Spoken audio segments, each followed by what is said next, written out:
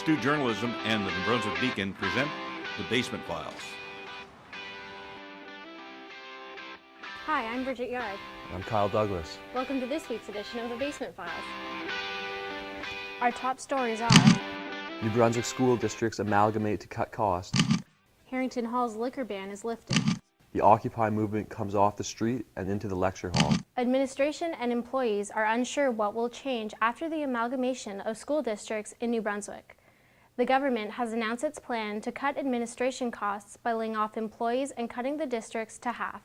Macedonia Kutsumpeli has the first reactions to this plan. I want to give you back something, and By the end of the school year, schools in New Brunswick will face an operational challenge because the government plans to reduce administration costs. What the future brings is larger school districts and up to 25% less administration staff. Up to 100 district employees will lose their jobs. The remaining 300 to 325 employees will have the bulk of work for a larger number of schools in larger areas. Clearly, this has been researched and there was consultation prior to the changes that are being made. But as with any change, it takes 3 to 5 years to realize and to evaluate and determine if it was the best decision. At this point, we're all going to work together to ensure that it is the best decision.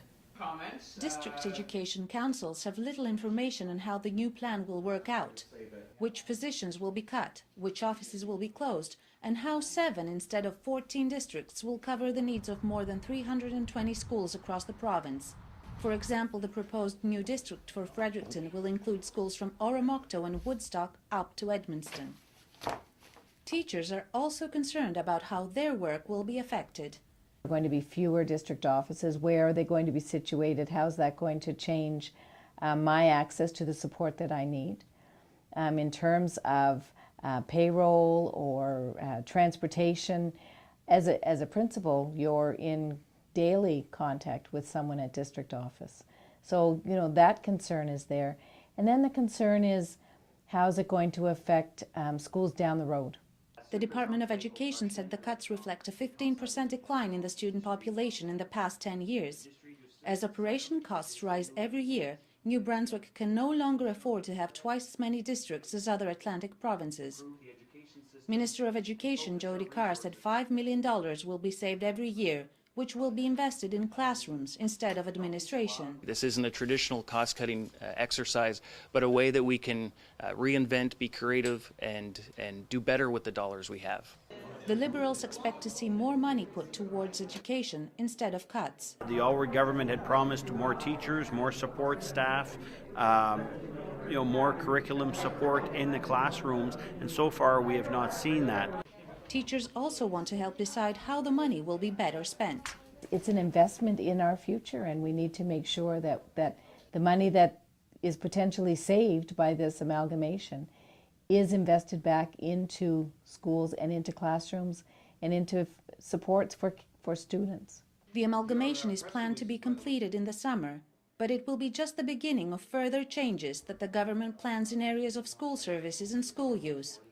For Stu Journalism, I am Macedonia Kutsumpeli. St. Thomas University's Harrington Hall is no longer dry. A liquor ban imposed in the building in December has been repealed, and new regulations are in place to control disorderly drinking. Tony Peter Paul has the story. Harrington Hall is known as the notorious party residence at St. Thomas University. After 6 weeks of being prohibited from having alcohol in the dorm, students brought a new proposal to the table. The House Committee met with Dean of Students on Friday to discuss the ban. Caitlin Dorian, the House President, recommended 4 new stipulations if the ban was to be lifted. No more drinking in the lounges. No more, guests have to leave at moderate quiet hours as opposed to quiet hours, which is 10 on weekdays and 12 on weekends. No more open liquor in the hallways, so if you have a can or a bottle, it has to be closed so you can transport it from room to room, but once it's open, you can't leave, or you have to either leave the drink and come back for it. And then just guests who are unescorted are just going to be asked to leave. The ban was first put in place after several reported incidents of fire extinguishers being tampered with, broken glass bottles on the floors, and bathrooms being vandalized. Oh, I think it was a good thing. All in all, it was really good. It cleaned up the place a lot. I feel as though they'll be more, the residents will be more respectful, and the place will be cleaner now that they know that they can lose such a privilege. So I think I was all for it. It happened right before exams too, so there was no better time. I mean, you shouldn't be drinking the 2 weeks before exams anyways. And it got lifted pretty much as soon as we got back, so. I thought the ban was a good idea because it kind of taught the house, like, we need to pull up our game and, like, learn some respect.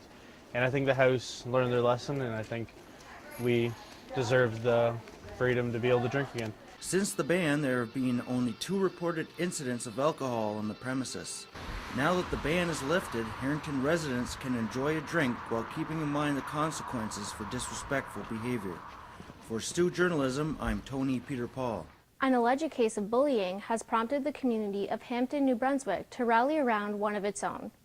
12-year-old Madison Palmer says that 2 of her female classmates held her down and cut her hair last week at Hampton Middle School. An anti-bullying rally was held to show support. It gave residents an opportunity to speak out against bullying in schools and elsewhere in the community. The RCMP and school board are currently looking into the incident. UMB and St. Thomas professors are teaming up to keep Fredericton's Occupy movement alive.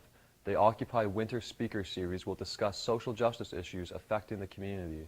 Vanessa Cormier reports from the first lecture in the series. Members of the Fredericton community are meeting here at James Dunn Hall to hear University of New Brunswick and St. Thomas professors speak on social justice issues in our city.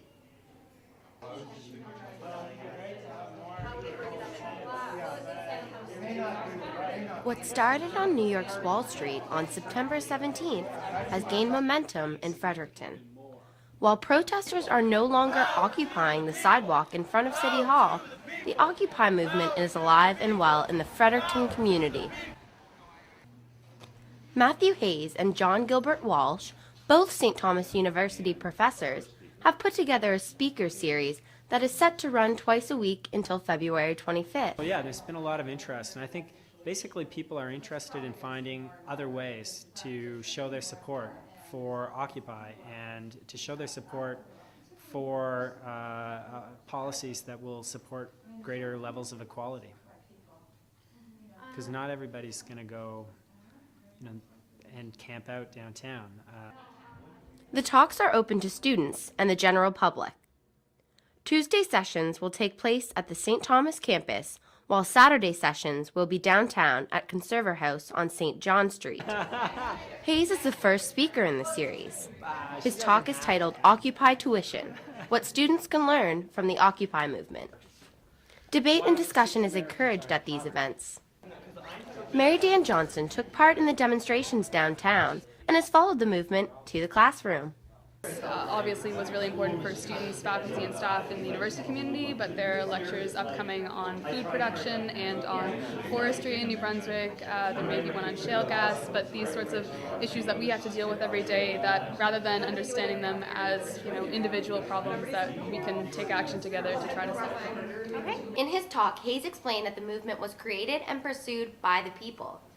He encouraged his attendees to mobilize. The Occupy movement may be out of sight in Fredericton, but it's certainly not out of mind. For Stu Journalism, I'm Vanessa Cormier. The Charlottetown Islanders will be missing their goalie for a little while. Sam Walsh is off to Austria with the Canada's men's hockey team to compete at the Youth Olympics. Kara Cousins has more on this story. 15-year-old Sam Walsh has become a household name around Prince Edward Island. I recently visited the hometown hockey hero to talk about his journey to success. Walsh is one of the 17 hockey players selected to represent Canada at the Youth Olympics in Austria. The Canadian players did not practice together until they arrived in Austria, but that wasn't a problem. During this game against Austria, Walsh saved 16 goals and led the team to a 9-0 win. Walsh says he did not expect to be chosen to represent Canada at such a young age. I mean, playing for Team Canada has always been a dream of mine. And it's basically a dream come true. When he was 6 years old, he realized he wanted to play hockey, something his mom was not thrilled about. I remember the day that Sam asked to play hockey. I wasn't going to have my kids at the rink. We were going to do other things. And one day, coming home from the babysitter, Sam was in grade 1, he said, "Could I play hockey?" And we have never looked back. It's not all fun and games, though. Walsh dedicates a lot of time to his schoolwork. It's very time consuming, but you just gotta make the most of every time you get off and get school in. In school, Walsh is a model student. His parents are happy to see him growing into a well-rounded young man. Oh, we're very proud of him, and we're very proud of him for the fact that he sort of take on the role of a leader in this group of friends and whatever. Walsh wants to inspire children to work hard and achieve their dreams.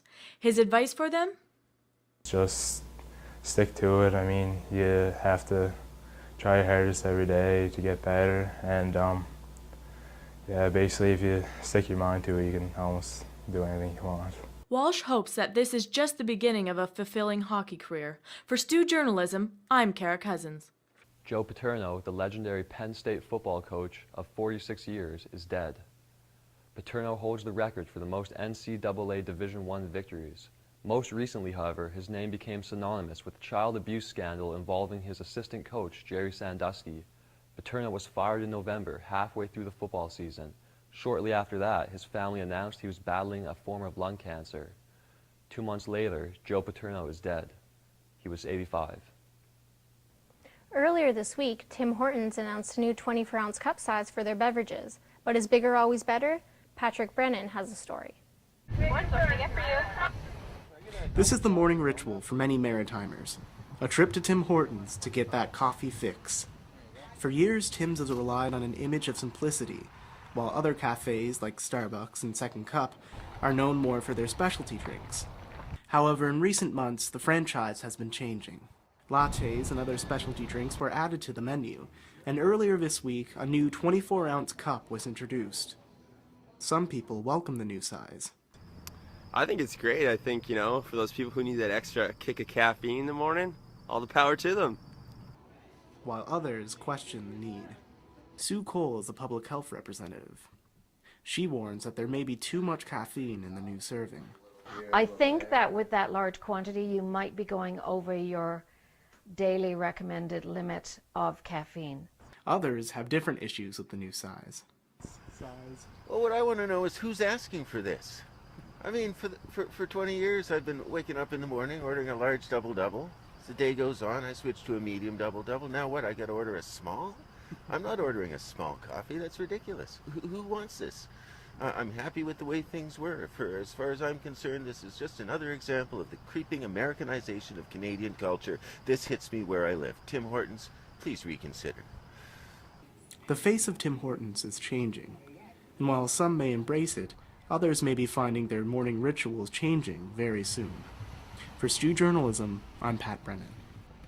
This past Monday marked the beginning of the 2012 Chinese Lunar New Year Festival. This year is known as the Year of the Dragon, one of the 12 signs of the zodiac. Chinese New Year is a celebration spanning 15 days. Patrons of the event believe that the dragon brings forth a year of prosperity and economic success. This is opposed to 2011's Year of the Rabbit, which is generally known to be a time of instability. Here in Fredericton, the Chinese Cultural Association held a gala at the Playhouse Theatre as well as a banquet at the Jubilee Restaurant. Student journalists traveled to a conference for the Canadian University Press in Victoria, BC, expecting to learn some new journalism techniques. What they weren't expecting was to get an up-close and personal education on the norovirus. Alicia Bosch has more on the story. Yes, I spoke with Amy McKenzie, a student journalist at the conference and one of about 150 people who got sick with the norovirus. She told us about her experience. When you're that sick, I could barely lift my phone, let alone get off the floor. I have bruises on my legs from collapsing on the bathroom floor. It was like you had no energy, and it was the worst feeling in the world. Norovirus is a stomach bug that causes vomiting, diarrhea, and stomach pain for 1 to 2 days.